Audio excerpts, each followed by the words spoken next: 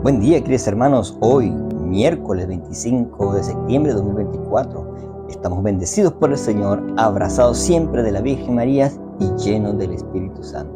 Hoy tenemos una festividad en nuestra iglesia como es San Cleofas, ¿sí?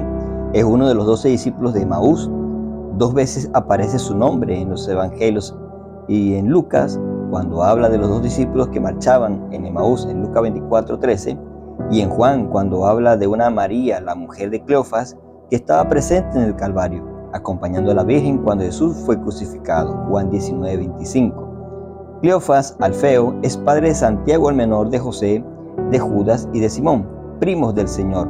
María, esposa de Cleofas, es hermana de la madre de Jesús. Fue martirizado en Emaús por sus paisanos judíos. Queridos hermanos, este es un personaje tan importante en la historia de la salvación de Dios y especialmente con Jesucristo. Bien, queridos hermanos, vamos a tomar en cuenta que hoy también pedimos por el alma de nuestra hermana Eneida del Carmen Gutiérrez, que hoy es el primer día de su novena, que ha partido ella a la casa del Padre para tener la presencia en la reflexión de hoy. También vamos a pedir por nuestros hermanos enfermos, como son Merley Andreina Guerrero, José Luis Guerrero, Virginia Hernández, Pina Josefina Quintero, Juan José Pernía, Ali Pérez, María Méndez, Carmen Márquez, Carmen Montilla, ¿verdad? Lázaro Roa, Carolina Rodríguez, Ramón Roa, Aide Remolina, María Martínez, para que el Señor les siga fortaleciendo día a día en su espíritu, para que el Señor los fortalezca, para que se levante y sean sanados por la mano de Dios y así puedan seguir adelante y dándole la gloria a Dios en la iglesia. Bien, queridos hermanos, el Evangelio de hoy está tomado de Lucas capítulo 9, versículo del 1 al 6. Y comenzamos. En el nombre del Padre, del Hijo y del Espíritu Santo. Amén. Del Santo Evangelio según San Lucas. Gloria a ti, Señor.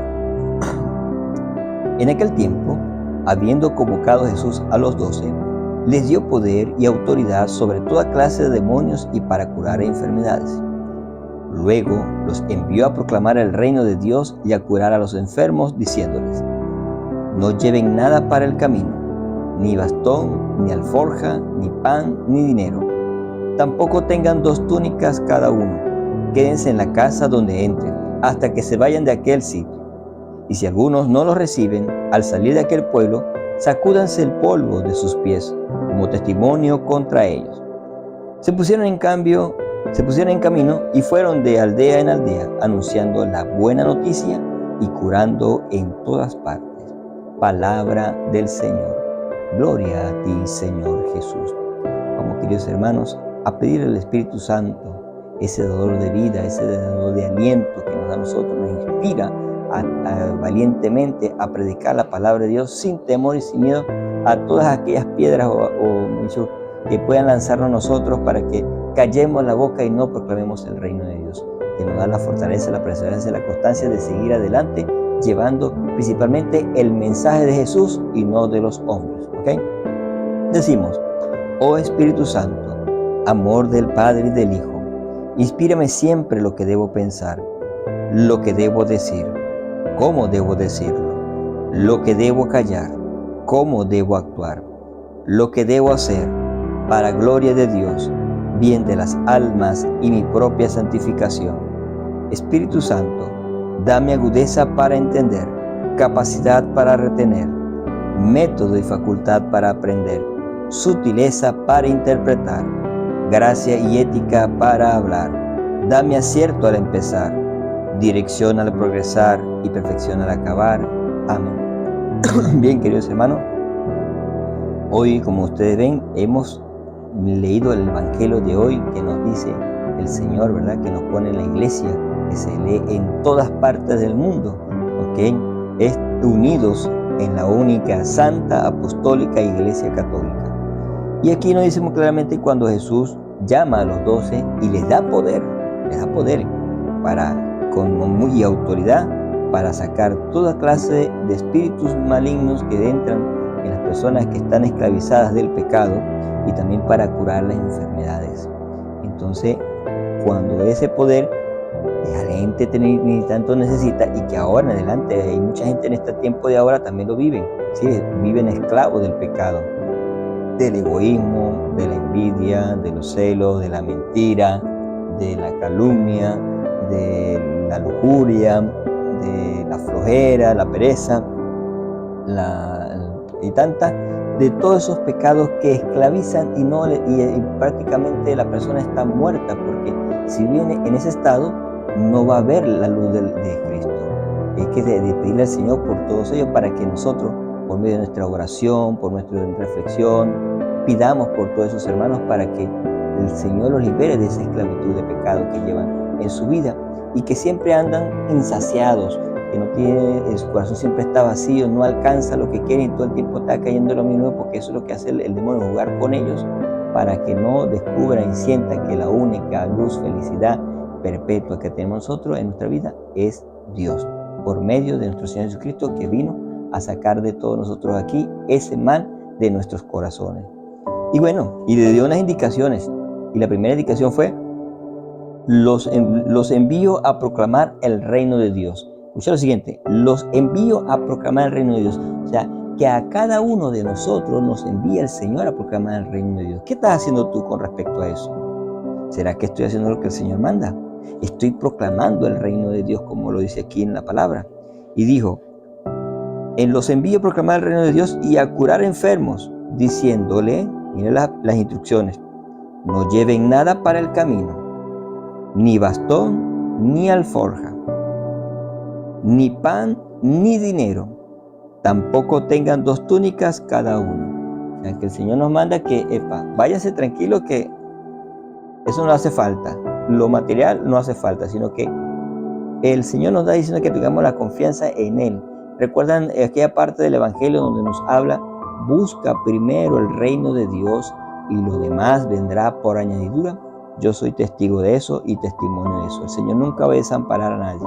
Siempre va a utilizar a cada uno de nosotros como instrumento para cuando venga un profeta, venga un servidor de Dios, siempre nosotros le vamos a recibir y ayudarle, ¿sí?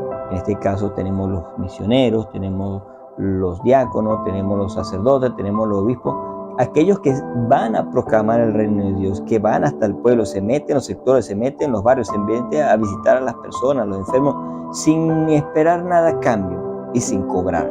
Y eso, téngalo claro, que el Señor nunca va a desamparar a sus hijos si obramos y trabajamos de esa manera, así, para el reino de Dios. Dice allí: quédense en la casa donde entren, hasta que se vayan de aquel sitio. Y si alguno no lo recibe, escucha lo siguiente, cuidado con eso. Y si alguno no lo recibe al salir de aquel pueblo, sacúdense el polvo de sus pies como testimonio de contra ellos.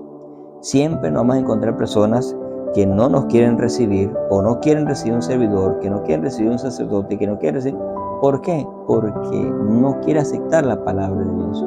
O a veces puede ser el lado contrario: no lo reciben porque no está proclamando el reino de Dios como es, sino está proclamándose a sí mismo y quiere que todo le llegue hacia la persona, solamente beneficio. No, hermano, eso no viene de parte de Dios.